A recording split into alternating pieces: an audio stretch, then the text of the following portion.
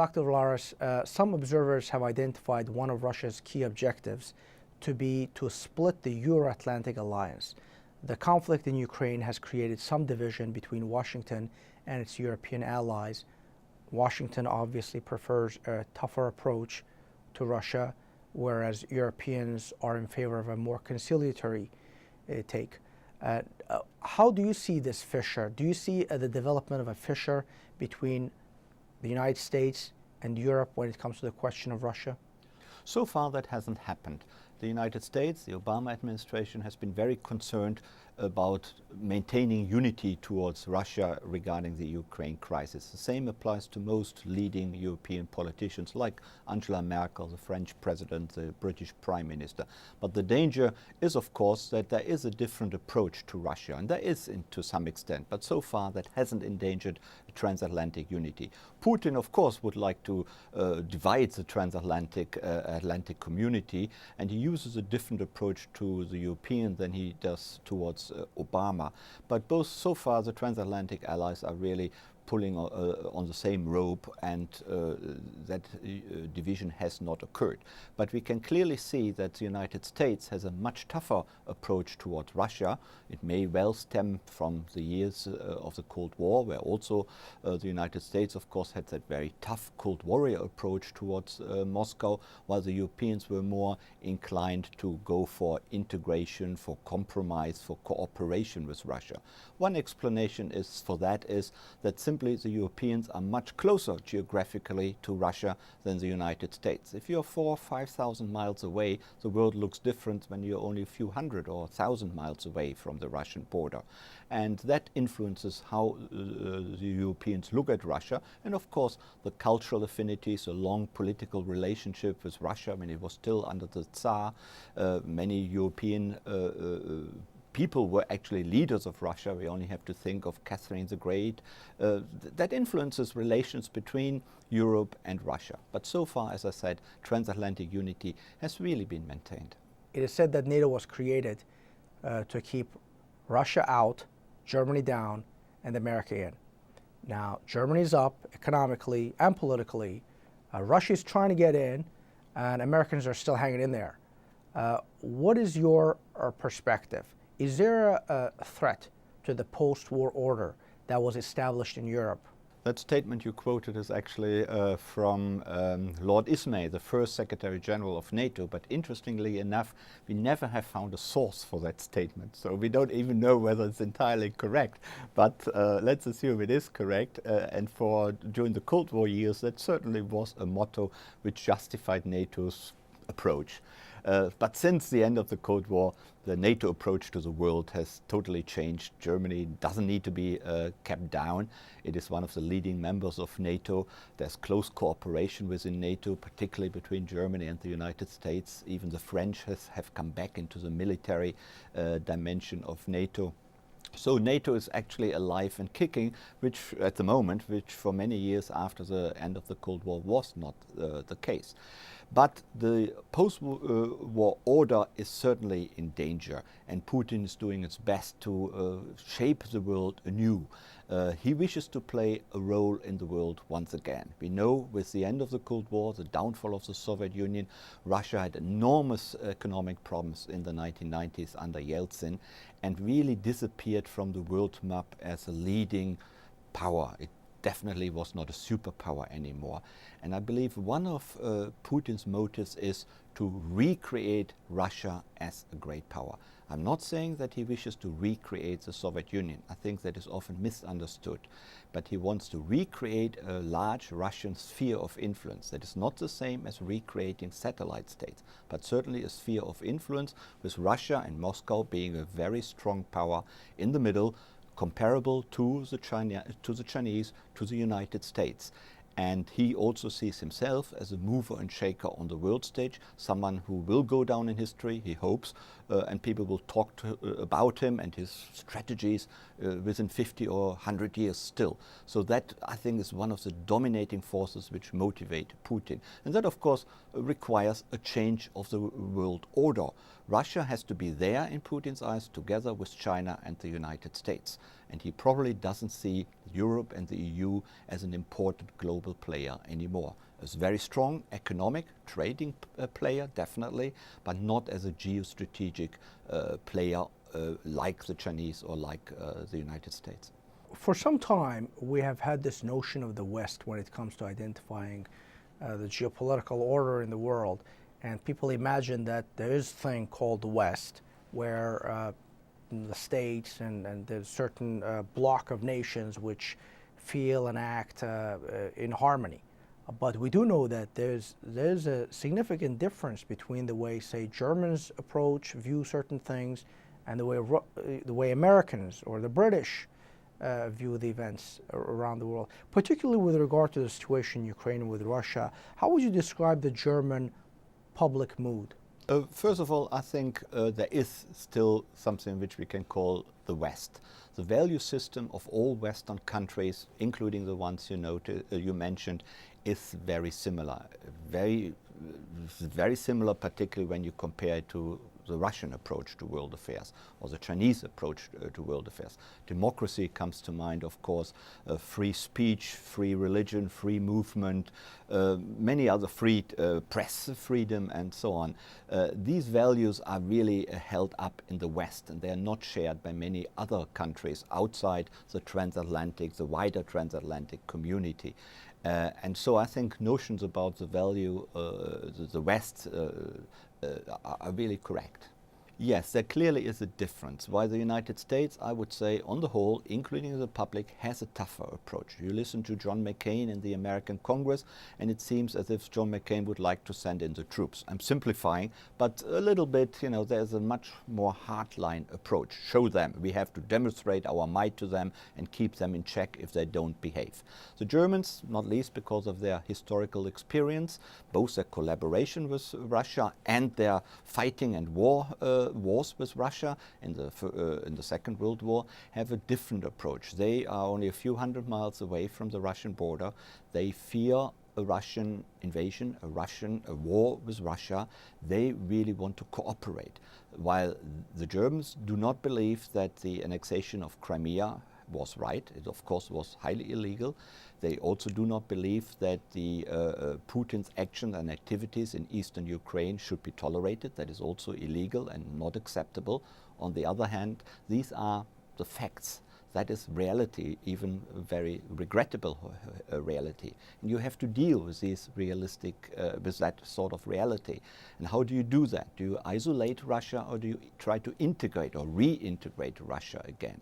The German Foreign Minister today even called for a gradual inclusion of Russia again in the G8 if the Minsk II agreement works out and if Putin supports it and doesn't anything to undermine the Minsk II agreement. And I think that summarizes neatly how the German public and the German political elite think about it. You have to give Putin a chance to maybe rectify his behavior, to make amends with the West and give him the chance to come back if he agrees and fulfills the agreements entered into, and if the Ukraine crisis can be resolved one way or the other.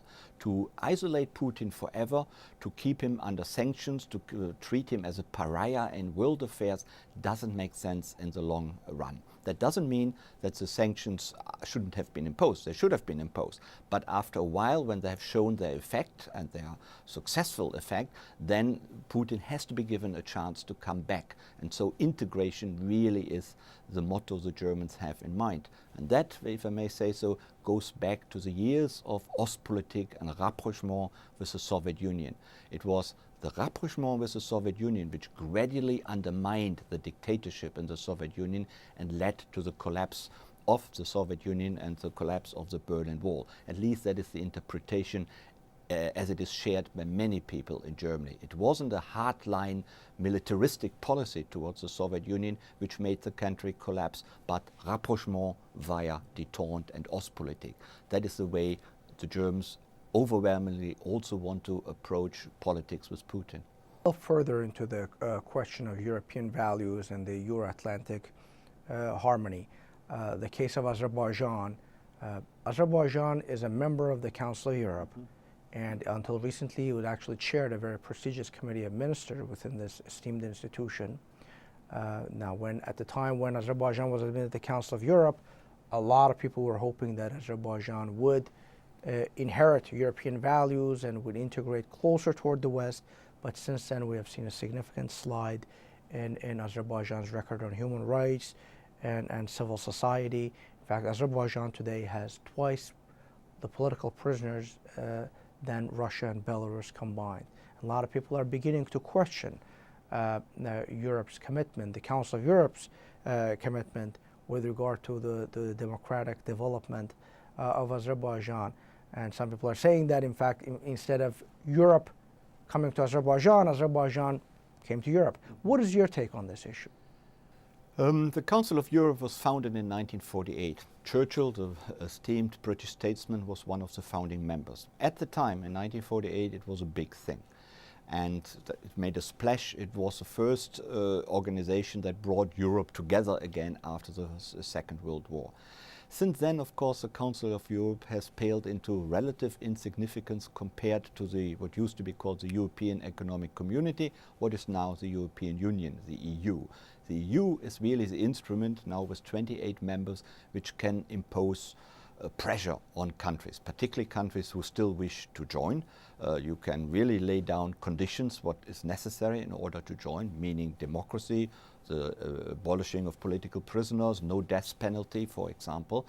That cannot be done within the Council of Europe. The Council of Europe is an organization which has to look after human rights in the world and of course in Europe, but it has no real instruments of pressure. It can talk to people, it can hope to persuade member countries, but there are no real levers of powers it has. So while I would say within Europe the Council of Europe is taken less seriously than without, but for a country like Azerbaijan, which is otherwise not a member of any European organization, the Council of Europe looks much more important than it really is. But there's very little that organization can do to influence the human rights behavior of the Azerbaijani government or of any other government. The same applies to Turkey as well. If you like, in the case of Turkey, it's a bit of a fig leaf, which we know that probably until recently Turkey was very keen on joining the EU, as that was controversial, probably is not going to happen for quite some time.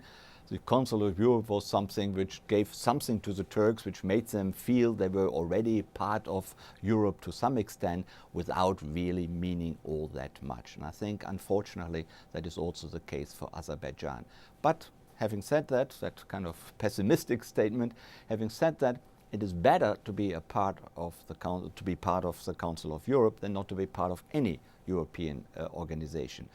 There is peer pressure, of course. There is pressure of reputational and profile outside. That can be exerted, but these are all voluntary pressures. There's nothing which can really force any government to change its behavior. It is hoped, of course, that the Council of Europe, via peer pressure, can influence the Azerbaijani government in the right direction, in a more direction of human rights and the observation of human rights. But that is probably a very long-term process rather than anything which will happen within a few months or a few years. Azerbaijan is set to host European Games, first ever such games, in Baku, and at the time when